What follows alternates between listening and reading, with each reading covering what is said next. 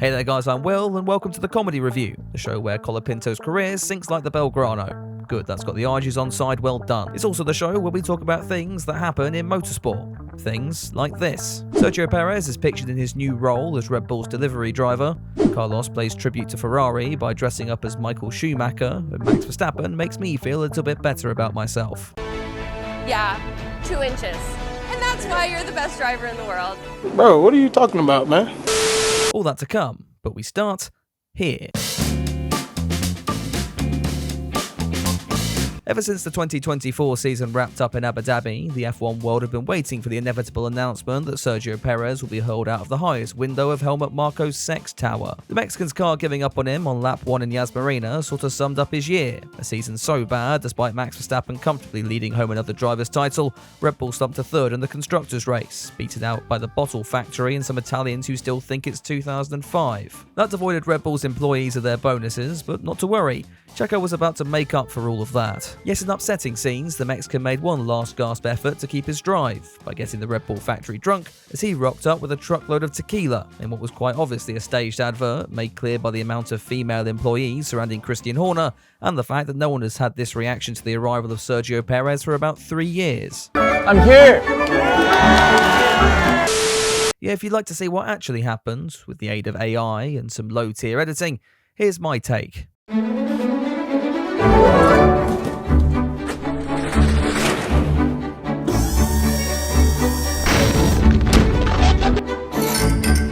Our friends from Patron Tequila are gifting a bottle of to every single individual of this team.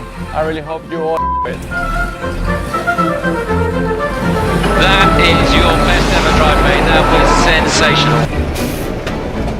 Is that Checo? I'm here!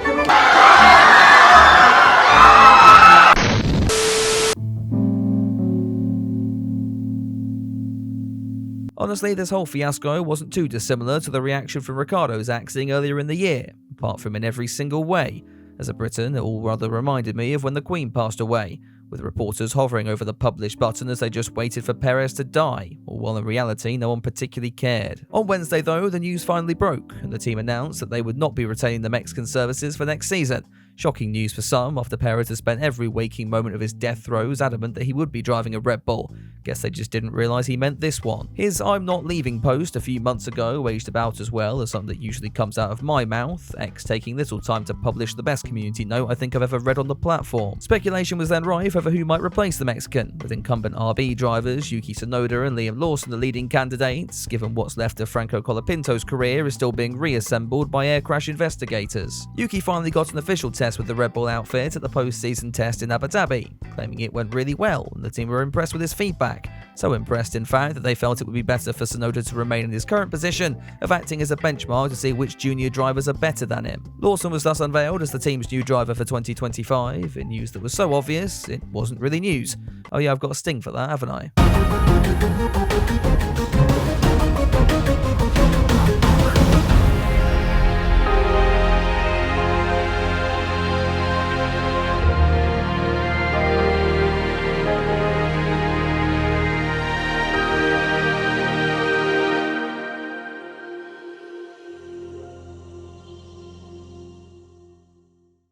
Lawson joins Red Bull with just 11 starts under his belt, and if I'm honest, some good performances, but nothing really outstanding. But it does mark a huge change in philosophy from the Milton Keynes-based squad, as they take a gamble on a driver with little experience. Well, apart from Daniel Kvyat, and Pierre Gasly, and Alex Albon, and this isn't going to end well, is it? On the subject of not ending well, that might also be the fate shared by Lawson's replacement at RB for 2025, as the team announced the signing of Frenchman Isaac Hadjar one day later. Hadjar made a couple of appearances for the main Red Bull squad in FP1s last season, where he was quickest to bring out the yellow flags. The general consensus after Abu Dhabi was that he wasn't really ready for an F1 promotion, despite finishing runner-up in Formula 2, which is usually code for a long career in the World Endurance Championship or Formula E. But hey, we also lost Sargent this year, so I won't complain about a replacement. Continuing then with rinsing the French, and congratulations to the Alpine Formula 1 team, who become the first official team account to feature on X-Bell End of the Week. It's been an up and down year for the Marquis, starting the season as the embodiment of Andrea Moda, ditching their works team status to become the latest toy in Toto Wolff's dungeon, and then watching all their engine workers go on strike, which coincidentally occurred in tandem with an uptick in performance. So that's gone well, hasn't it? Arguably, the outfit's high point of the season came at Interlagos, where Esteban Ocon and Pierre Gasly scored a miracle double podium in wet conditions, though it appears the team seem to have forgotten about that. Core memories was the post, tame enough until you look at the attached photos, where Esteban has been mercilessly cropped out like an ex in a wedding photo. I mean, if pettiness were an Olympic sport, then Alpine have just won f***ing gold. It was that, or this was very much a deliberate attempt to stir up F1 Twitter on their time off. Either way, F1 Twitter or F1 Twitter. So of course it worked. There were 2 Frenchmen up there that day, you f***ing ungrateful c***s. Show some respect, you c***s. Escrotos, which is apparently Portuguese for scrotum. Lovely. F*** Alpine. Or my personal favourite, liquidate.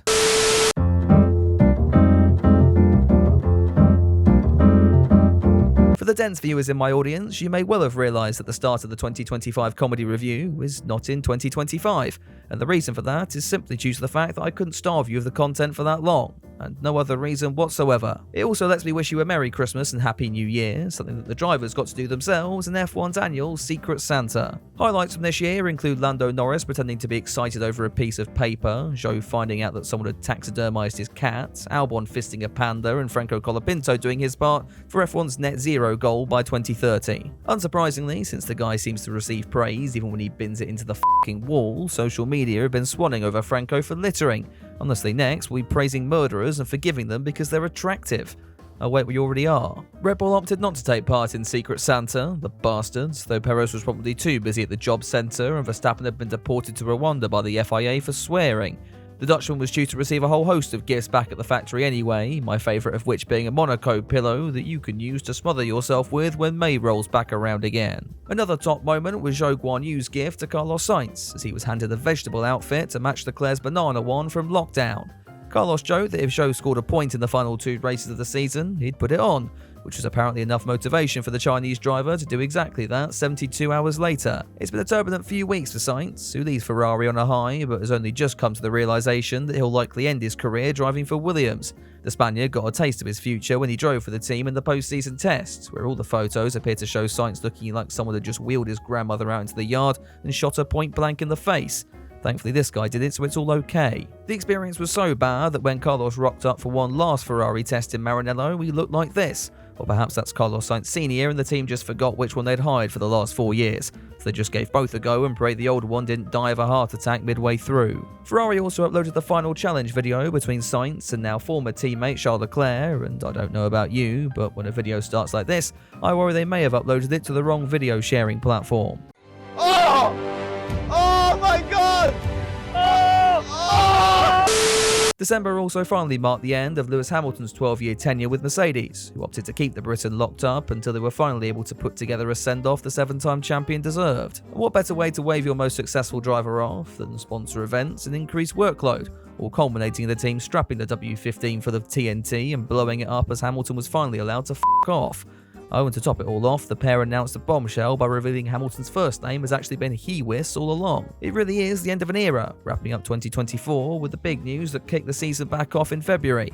It's been one hell of a year, and with even more excitement promised for 2025, this new, revamped version of the comedy review will be bringing you all the content even when we're not racing. I'm curious to know what you think, so leave your opinions down in the comments below. I promise to listen to the nice ones, and the rest of you can get to fuck. That's all we have time for today, so a big thank you to the patrons for your continued support, and if you want early access to these, check out the links in the description down below. Don't forget to like and subscribe, and pray for Esteban Ocon, who's still missing, presumed cropped. Have a good Christmas, everyone.